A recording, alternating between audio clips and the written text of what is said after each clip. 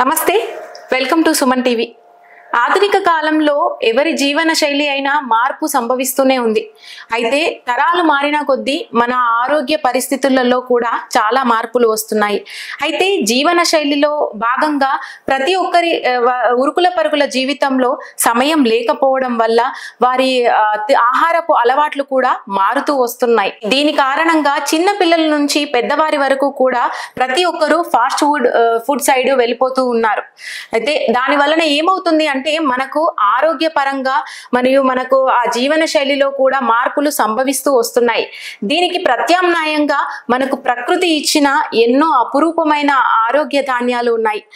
దాంట్లో భాగంగా మనకి మిల్లెట్స్ కూడా మనకి ఇట్లాంటి ఆరోగ్య సమస్యలు రాకుండా, అలాగే వెయిట్ గెయిన్ కాకుండా ఎంతగానో ఉపయోగపడతాయి. వాటిని తీసుకోవడం వల్ల కూడా మన జీవితంలో ఎన్నో మార్పులు సంభవిస్తూ ఉంటాయి. అయితే దీంట్లో భాగంగా మనకి UNO వాళ్ళు 2023 మిల్లెట్స్ ఆఫ్ ది ఇయర్ గా కూడా గుర్తించడం జరిగింది.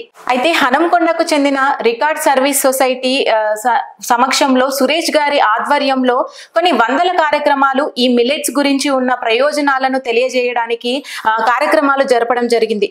అయితే ఈ రోజు ఇందులో భాగంగా ఈ మిల్లెట్స్ గురించిన అవగాహన తెలిపేందుకు మిల్లెట్స్ వంటకంలో ఎక్స్పర్ట్ అయిన కుసుమ కవిత గారు ఉన్నారు. వారిని అడిగి వారు చేయబోయే రెసిపీలు ఎలా ఉంటాయి, అవి ప్రజలకు ఎలా ఉపయోగపడతాయి అని క్లుప్తంగా తెలుసుకుందాం రండి. Madam, welcome to Suman TV. మీకు మేడం చెప్పండి, ఈ రోజు మిల్లెట్స్ కి సంబంధించిన రెసిపీస్ మా దగ్గరికి తీసుకొస్తా అన్నారు. అసలు మిల్లెట్స్ అంటే ఏంటి, అవి ఎలా యూజ్ అవుతాయి మాకు, అది మా జీవన శైలికి అవి సెట్ అవుతాయా లేవా, ఒకసారి మీ మాటల్లో. ప్రజలలో హడావుడి జీవితం తయారైపోయింది. అలా అయిపోవడం వల్ల ఏమవుతుందంటే పిల్లలకి ఎలాంటి తయారు చేసి పెట్టాలి, పేరెంట్స్ అనేది ఆ వంటకాలలో ఈజీగా ఫాస్ట్ గా చేయడానికి మామూలుగా అందరూ యూజ్ చేసేది ఇడ్లీ చేస్తున్నారు, మామూలుగా దోశ చేస్తున్నారు. ఎట్ ద సేమ్ టైం బియ్యాన్ని ఉపయోగించేసి సూజీ రవ్వ, నాటు రవ్వ, గోధుమ పిండి అలా ఉపయోగిస్తున్నారు. లంచ్ బాక్స్కి వచ్చేసరికి రైస్ను ఉపయోగిస్తున్నారు, అన్నంని. కానీ వాటి వల్ల మనం ఒక కడుపు నింపుకోవడానికి మాత్రమే ఉపయోగపడుతున్నాయి తప్ప ఎటువంటి శరీరానికి సంబంధించిన ఎటువంటి వ్యాధి నిరోధక శక్తికి కలిగించేటి మాత్రం ఫుడ్ మనం తీసుకోవట్లేదు, అందట్లేదు మనకి. అందుకోసం ఏమవుతుంది, మనకు ప్రతి నెల 1-2-3 టైమ్స్ అన్న జలుబు దగ్గు వస్తున్నది, జ్వరం వస్తుంది. పిల్లలకైతే సీజన్ వచ్చిందంటే సీజన్ వ్యాధులు అనేది తప్పకుండా వస్తున్నాయి. అలా కాకుండా మా రికార్డ్ సర్వీస్ సొసైటీ ఆధ్వర్యంలో మేము ఎలా ఉపయోగిస్తున్నామంటే ప్రతి అవేర్నెస్ క్యాంప్స్ పెడుతున్నాం.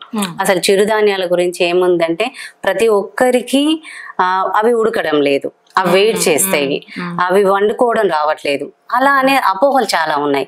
అలా అపోహలు లేకుండా మేమేం చేస్తున్నామంటే ప్రతి అపార్ట్మెంట్స్లో కానీ కాలనీ వైజ్గా మహిళా గ్రూప్స్ అన్నిట్లలో కూడా మేమేం చేస్తున్నామంటే ఈ వంటకాలను బ్రేక్ఫాస్ట్ ఐటమ్స్ని, తర్వాత కిచిడి టైప్గా గింజ ధాన్యం తోటి అన్నిటికీ నానబెట్టడం అనేది ఫస్ట్ మేడం. ఈ చిరుధాన్యాలలో నానబెట్టడం అనేది ఇంపార్టెంట్.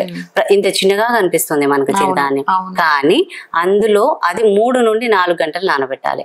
మనకు కొన్ని వందల రకాల చిరుధాన్యాలు ఉన్నాయి, కానీ మనకు హీలింగ్ పవర్ అంటే వ్యాధిని తగ్గించే చిరుధాన్యాలను మనం తీసుకోవాలి. అందులో ముఖ్యంగా 5 రకాలు ఉంటాయి: కొర్రలు, సామలు, ఊదలు, అరికెలు, అండుకొర్రలు. ఇవి హీలింగ్ ప్రాపర్టీ, అంటే మనకి ఎటువంటి వ్యాధిని వచ్చినా కానీ అవి తగ్గించే గుణాన్ని అవి కలిగి ఉంటాయి.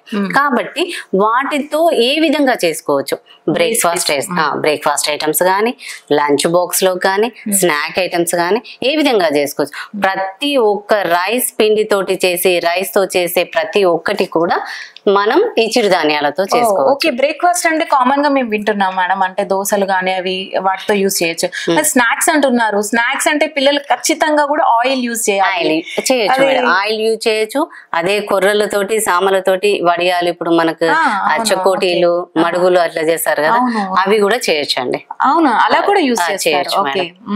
మేము అవి అలా చేస్తున్నాం. రాగి తోటి ఓన్లీ ఇప్పుడు బీపీ షుగర్ వచ్చిందంటే ఏం చేస్తున్నారు, రాగి జావా, జొన్న గడక, ఈ 2 తప్ప దాదాపుగా మిల్లెట్స్ ఎవరు తీసుకోవట్లేదు, ఆ 2 మాత్రమే తీసుకుంటారు. ఈ రాగి పిండి తోటి చాలా రకాలుగా చేయొచ్చు మేడం. ఈవెన్ కేక్స్ చేయొచ్చు, ప్లమ్ కేక్ ఉంటది కదా, ప్లమ్ కేక్ చేయొచ్చు, మురుకులు చేయొచ్చు, ఒత్తుడు గ్యారెలు ఉంటారు, గవ్వలు, టోటల్ గా స్వీట్స్ చేయొచ్చు, హాట్స్ చేయొచ్చు. కారంతో సంబంధించిన ఒకవేళ తినలేదు అంటే ఆ 2 రకాలుగా చేయొచ్చు అన్నట్టు మనం ఇప్పుడు. ఓకే, అయితే మేడం మా కంపల్సరీ మా ప్రేక్షకులు అక్కడ అలాంటి రెసిపీస్ ని మీ ద్వారా అందించాలి. అయితే మీరు ఇప్పుడు మా కోసం ఫస్ట్ చేసే రెసిపీ చెప్తారా? ఫస్ట్ అంటే ఇప్పుడు దాదాపుగా మనకి చాలా మందికి కానీ మార్నింగ్ అవర్స్ ఏంటిదంటే ఫస్ట్ హడావుడి జీవితంలో ఇడ్లీ చేయాలి. అవును, ఇడ్లీ పెట్టేసుకుంటారు, దోశ సౌత్ ఇండియన్ స్పెషల్. మొత్తం అందరికి పిల్లలకి ఇడ్లీ చేసేస్తే కొంచెం తొందరగా వర్క్ కంప్లీట్ అవుతుంది. ఒకటేసారి ఒక 10-15 అయిపోతే అందరు పెట్టుకొని తినేసి వెళ్ళిపోదాం అనేది ఆలోచిస్తారు.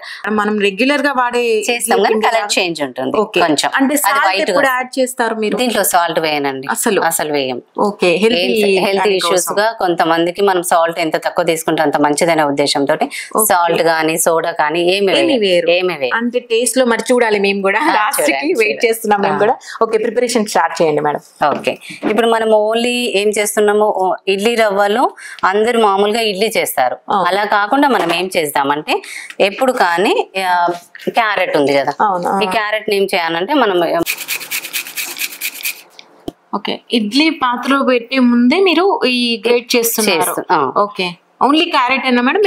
కొత్తిమీర వేసుకోవచ్చు. ఓకే, కొత్తిమీర వేసుకోవచ్చు. ఇంకా మనకి ఏదైనా కావాలి అనుకుంటే కూడా మామూలుగా క్యారెట్ ఎక్కువ యూజ్ చేస్తాం. పిల్లలకు కూడా అట్రాక్టివ్ గా కనిపిస్తుంది, మంచిగా కొంచెం కలర్ఫుల్ గా కనిపిస్తే కూడా వాళ్ళ పిల్లలు చక్కగా ఇష్టపడి తింటారు. మనం కొంచెం అన్న తర్వాత దీన్ని కలిపేసి ఓకే ఆ టెక్స్చర్ కూడా మ్యామ్ యాజ్ యూజువల్ గా ఉంది. రెగ్యులర్ గా యూస్ చేసే ఇడ్లీ వైట్ గా వస్తుంది ఇలాగే, కానీ మనకి ఏంటిదంటే కొంచెం తేడా ఉంది, అంతే గ్రీనిష్ కలర్ లో ఉంది. ఓకే, మీరు పాత్రలో పెట్టేస్తారా?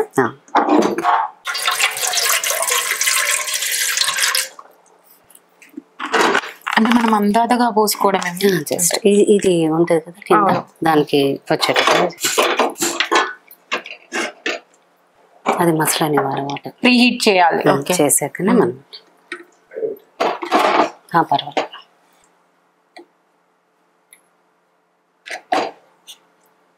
అంటే మరి మనం సోడా యూజ్ చేయలే కదా మేడం? సోడా యూజ్ చేయొద్దండి ఇప్పుడు. అవును, ఇది పొంగేటట్టుగానే వస్తుంది. మీరు చూస్తారు కదా. ఓకే, మరి మనం మార్నింగ్ ఏం చేస్తున్నాం, మార్నింగ్ పెడతాం కదా, మార్నింగ్ నానబెట్టేసి పెడుతున్నాం కాబట్టి పర్వాలేదు, ఇది వస్తుంది పొంగినట్టుగానే వస్తుంది.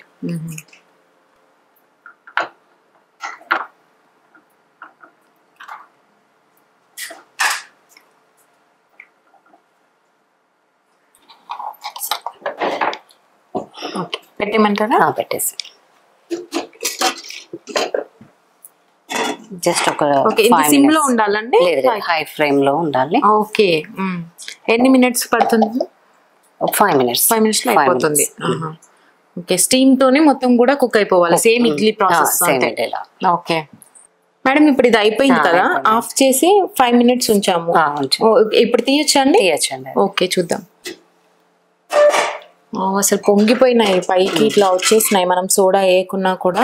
సోడా వేయని అవసరం. అదే అవును, సోడా వేయడం వల్ల ఏంటంటే హెల్త్ ఇష్యూస్ చాలా ప్రాబ్లం అవుతుంది.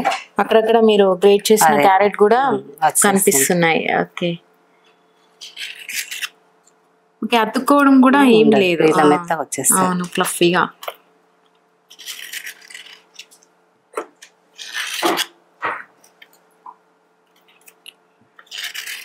కొంచెం క్రీమిష్ కలర్ లో అయితే కనిపిస్తుంది మ్యామ్. అంటే రెగ్యులర్ ఇడ్లీ కన్నా వైట్ ఉంటుంది. అవును, రెగ్యులర్ ది కంప్లీట్ వైట్ ఉంటుంది. ఓకే, ఇది మనకు బ్రౌన్ లో వస్తుంది.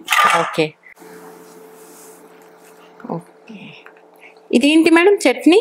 ఇది గుమ్మడి గింజలు. నార్మల్ గా అందరూ పల్లి చట్నీ, పుట్నాల చట్నీ, మనకి ఇడ్లీ దోశ అంటే మనకు గుర్తొచ్చేది పల్లి చట్నీ. అలా కాకుండా ఇందులో నువ్వులు, గుమ్మడి గింజలు దొరుకుతాయి. గుమ్మడి గింజలతోటి మనం అది చేయొచ్చు. గుమ్మడి గింజలు, నువ్వులు, పల్లి. పోపు కొంతమందికి పోపు ఇష్టం ఉండదు కదా, తాలింపు ఇష్టం ఉండదు కాబట్టి ఇది వచ్చేసి మనకి అవిసె గింజలు అండి. ఇప్పుడు బ్యాడ్ కొలెస్ట్రాల్, బాడీలో ఉన్న కొలెస్ట్రాల్ ని మనకు పోవాలి అని అనుకుంటే మార్నింగ్ అవర్స్ తప్పకుండా ఒక ముద్ద అన్నంలో మనం తినాలి. టిఫిన్ లోనైనా తినొచ్చు. ఆయిల్ ఏదైనా నెయ్యి వేసేసుకొని మంచిగా తినొచ్చు అండి, సర్వ్ చేసుకోవచ్చు. చూసారు కదా, ఇక్కడ సర్వింగ్ ప్లేట్ లో సర్వ్ చేసేసారు ఇడ్లీని. ఎంత సాఫ్ట్ గా కనిపిస్తున్నాయి అంటే అసలు టచ్ చేస్తే అసలు చూడ్డానికి ఎలా ఉన్నాయి. మేడం టేస్ట్ చేసేస్తున్నాను నేను. ఓకే, గుమ్మడి గింజల చట్నీతోని విత్ అవిసె గింజల పొడి. ఓకే, రెండు కలిపి వావ్, అసలు ఎంత సాఫ్ట్ ఉన్నాయంటే మ్యామ్ రెగ్యులర్ ఇడ్లీ కన్నా కూడా. అందరూ చేస్తే గట్టిగా వస్తున్నాయి అని అంటారు కదా, గట్టిగా కాకుండా ఇది ఇడ్లీ పిండి పట్టేటప్పుడు ఈ అటుకులు దొరుకుతాయి మేడం, ఇవే అటుకులు దొరుకుతాయి. మనం నార్మల్ గా ఏం చేసేస్తాం, మామూలుగా అటుకులు వేస్తాం. ఆ అటుకులు కాకుండా ఈ చిరుధాన్యాల అటుకులే దొరుకుతాయి, బ్రౌన్ కలర్ లో చిరుధాన్యాల అటుకులు 1 or 2 స్పూన్స్ మనం నానబెట్టేసి ఇడ్లీ పిండిలో వేసేస్తే సరిపోతుంది. అసలు దోశ అయినా ఇడ్లీ అయినా వడ అయినా అటుకులు 1-2 స్పూన్స్ వేసేస్తే సరిపోతుంది. ఇవి కూడా అంత అవిసె గింజలు కూడా ఒక్కొక్కసారి చేదు అనిపిస్తుంటాయి, అది చాలా టేస్టీగా ఉన్నాయి. అంటే పలుకు పలుకు లాగా తగులుకుంటూ విత్ గుమ్మడి అసలు గుర్తుపట్టారు మేడం, అట్లా ఉన్నాయి. అసలు ఎంత సాఫ్ట్ గా ఉన్నాయో. సో చూసారు కదా, మిల్లెట్స్ తో ఇడ్లీస్ మనకి రెగ్యులర్ ఇడ్లీ కన్నా కూడా ఎంతో యమ్మీగా టేస్టీగా ఉన్నాయి. ఈసారి మీరు కూడా ట్రై చేయండి.